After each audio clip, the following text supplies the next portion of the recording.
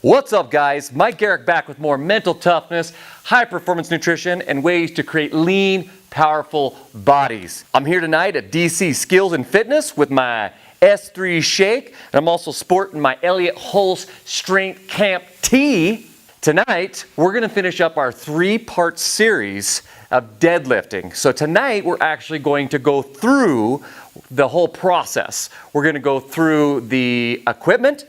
We're going to go through the setup, we're going to go through the execution, and we're also going to go through common mistakes. It's going to be a great video, so let's get to it. Okay, let's first go through the equipment. Let's start off with the shoes. Now, it's essential that you use proper shoes while deadlifting. Now, the biggest prerequisite with shoes is a flat sole. Now, tennis shoes are one of the worst things you can use because they're meant to absorb impact, which actually will bleed off the force or the torque that you're using to grip into the ground. So you want a shoe that has a very flat and solid base. You could use professional type lifting shoes that have a really hard base and an elevated heel, but they're not essential. But basically you want to use something that you can actually feel the ground with. I like these indoor soccer shoes. They're grippy on the bottom and they look good. They feel good on my feet. Now let's just start working up from there. The next thing is socks. And the socks are important because in the line of travel, when you're pulling the bar, you want to pull the bar directly up your shins. Now, you're not necessarily going to drag it up your shins, but a lot of people will use that cue, and you can do that. But you will come in contact with your shins here and there, and especially if you're using a gnarled bar, it is going to tear your shins up and your knees. So make sure that you're wearing pants or some socks or some type of guards to protect your shin. Now, as we move up, now let's take a look at the weight belt. Now, the weight belt, there's all different types of weight belts, but ultimately just choose one that's going to actually support your core and that is nice and rigid. Now, the last two things that I'm going to talk about is going to be either straps and or chalk. Now, this is for your grip. Now, as you start lifting, as you start using the deadlift, what's going to happen is you're going to get stronger and stronger, and your grip is not going to be able to keep up with your strength. So you're going to either need some straps and or some chalk. Now, you can also use different types of grip. You can use a switch grip. I prefer to use a double overhand grip because it keeps my shoulders balanced out, and you don't have one internally rotated and the other one externally rotated, which has a tendency to kind of torque my whole body. But you can also use a lock grip, which means that your hands are over the top of the bar and they're over the top of your thumb, locking your grip into place, which helps to hold onto the bar more effectively. Now, I don't have any chalk to show you, but I think you could pretty much figure that out for yourself. All right, let's talk about the setup. Really, there's two different types of setups. There's the conventional and then there's the sumo. So the two biggest differences are in your foot position and your arm position, but ultimately it's the same movement. Now, if you do a conventional is more hamstrings, lower back, and glutes combined, whereas a sumo is more glutes and quads. But the shins still stay vertical. Also, if you look at the foot position, instead of your feet being basically straight forward or within 0 to 15 degrees, in a sumo, your feet are turned almost completely out or quite a bit out.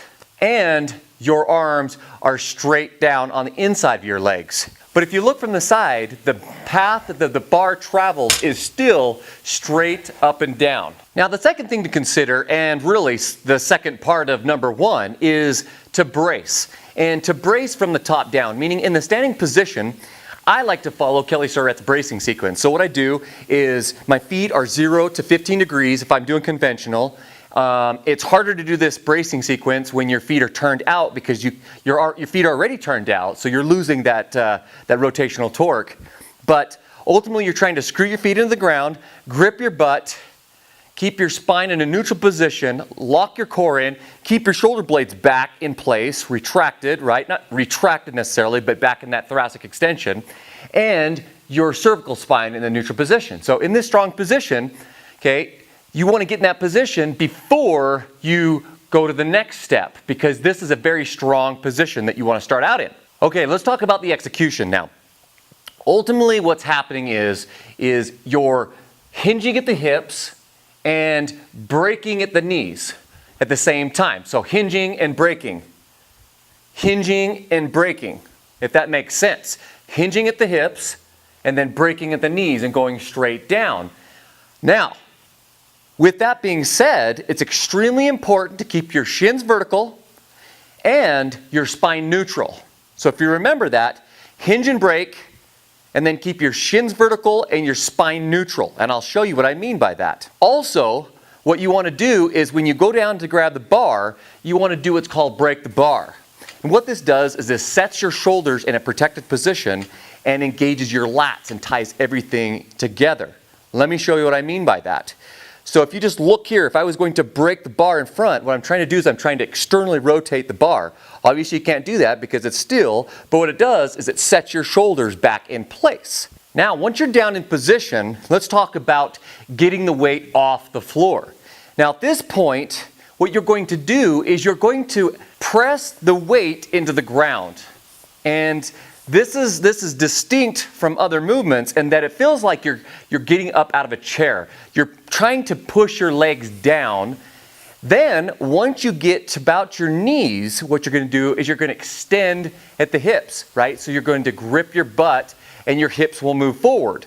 So we're talking about two major levers here. We're talking about extension of the knees and extension of the hips. These two levers are working compoundly. This is why you can lift so much weight off the ground using the deadlift. Now for the last part. When you get to the top of the movement, you don't want your shoulder blades to be slouching forward. You want them to be retracted in a thoracic extended position, but not overly extended. And you definitely don't want to be overextended in your lumbar region. So basically it's like standing up straight in that military position so that your ears, your shoulders, your hips, and the midline of your foot are all in order. So one of the best cues is to make sure that you're pinching your shoulder blades and that you're gripping your butt really hard at the top of the movement. Once you hit this point, you can either drop the weight or you can lower it back down in a semi-controlled manner. All right, let's go through 4 of the most common mistakes. Number 1, and by far the most common, is a rounded back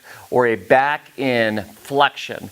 This is dangerous. It's not a good place to practice your deadlift. Now, I know a lot of people are going to say is that when you watch professionals, a lot of these guys will be lifting with a rounded back. But you've got to understand something. You got to understand that these guys have been lifting for years and years and years, and they know what they're doing. They know that they're risking that flexion in the spine to get an extra few pounds, right? Because they are going after records.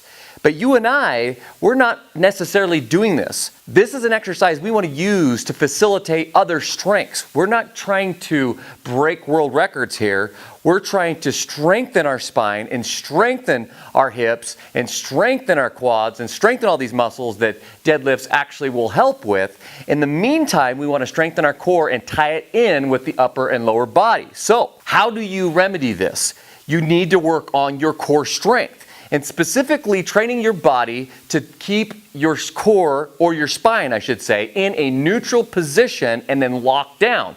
This hinging at the hips motion is important and essential in training yourself to do this. You can also do extra core work to catch your core up with the rest of the major muscle groups of your body. Next is when the bar is away from the shins. So if the bar swings out and it's not directly right up against your shins, this puts a lot more pressure on your lower back.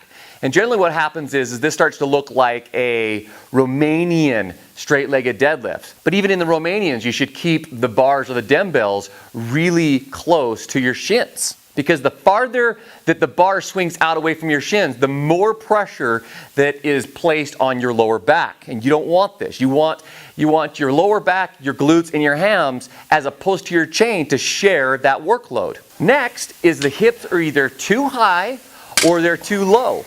If they're too low, it's where you drop them down and your quads are parallel to the ground. You know, your hips and your upper body are at a 90 degree basically. And you're kind of trying to squat the bar off the ground. This isn't proper, this isn't great technique. I mean, it's not horrible or bad, it's just that it's not using the deadlift what it's used for, and that's to activate the posterior chain. And if you get too high, if your hips shoot up way too high, and generally that's because you aren't locking in place, you're not activating your hams, then what happens is this turns into more like a good morning, and it's more of a lower back workout, which is fine with lighter weights, but when you're trying to lift heavier weights, this is not good on your lower back. Once again, you want to make sure that you're trying to use your posterior chain to your best advantage. And finally, rounded shoulders. Same thing. You're going to see a lot of the pros with rounded shoulders. Now, this is because they're lifting such heavy weights that it's basically contorting them and pulling them out of that perfect form, and they're trying to break records. But you and I, we need to make sure that we get into that thoracic extension and keep it locked into place. This protects your thoracic spine and is essential to do, and it's good practice all the way around. As you come into that rounded shoulder position, it's very dangerous on your shoulder, and it accentuates that what Kelly Starrett calls the douchebag shoulder syndrome, where you're internally rotated, where your thumbs are pointing towards each other. All right, guys, that concludes our deadlifting series. Don't forget to comment and understand that the deadlift is one of the most powerful movements that you can do, but it's a high risk, high reward exercise, and it pays off to learn how to do it properly. Listen, guys, if you're not where you're at, and you have a vision of where you want to be, that's what I do. I close that gap from where you are to where you want to go. I created a program called the Warrior 5. It's the top 5% of people willing to think, eat, and move with a purpose. This is a 90-day program that is based off of mental toughness, high-performance nutrition, and ways just like I showed you today on how to create a lean, powerful body. What's really great about this program is that you create your own goal. We may raise the standards for you, but you create the goal, and then what we have you do is create something called a buy-in. It's something that guarantees that you're going to reach your goal. If this is something that you're interested in, go to mindnutritionbody.com and enroll today. I'm Mike Garrick, helping you think, eat, and move with a purpose. Welcome to the future.